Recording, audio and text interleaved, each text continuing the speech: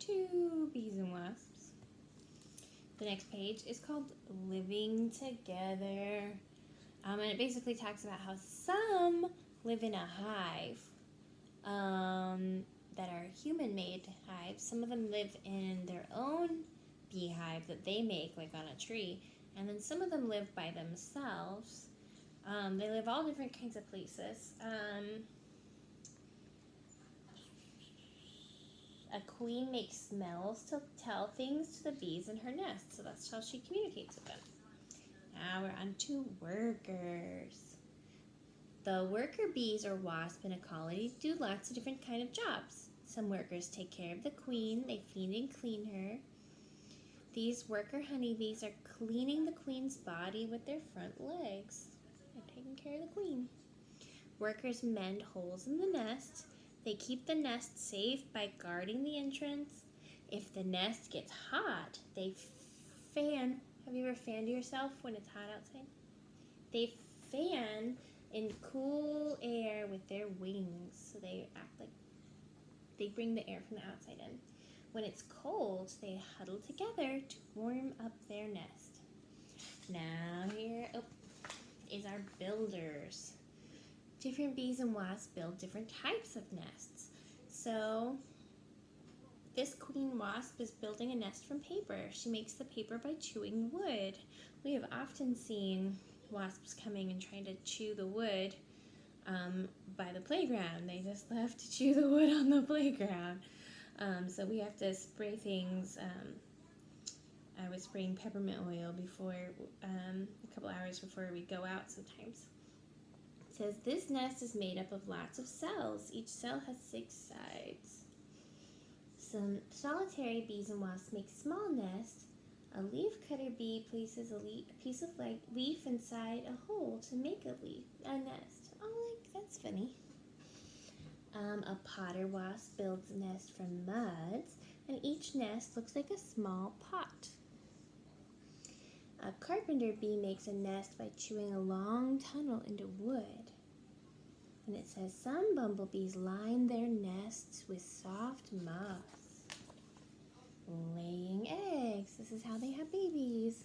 In a colony, it's a queen's job to lay eggs. This paper wasp is a queen. She's laying an egg in one of the cells in her nest. A queen honeybee can lay more than 1,000 eggs in a day. Oh my word. All female solitary bees and wasps lay eggs in their nests. They also put some food in their nest for their young to eat. Like this one caught a spider, and they're going to put the spider in the nest so when the babies hatch, they eat something. Crazy. Now here's what we're actually really looking at the book for, because you have a life cycle of a baby bee in your packet, many of you. As bees and wasps grow up, their bodies change a lot. A baby honeybee or larva hatches out of its egg. Worker bees feed the larva while it grows in its cell. And after a week, the workers cover the larva's cell with wax. And inside, it slowly changes shape. It's now called a pupa. Over 2 weeks, the pupa changes into an adult. First, its eyes turn hard and black. Then its skin becomes harder too. Wasps grow in a similar way. This paper wasp has changed into an adult. It's using its jaws to break out of its cell. So it's not a baby anymore. It's cracking out. It's ready to do grown-up stuff. So what do they do when they are grown? They go find flowers.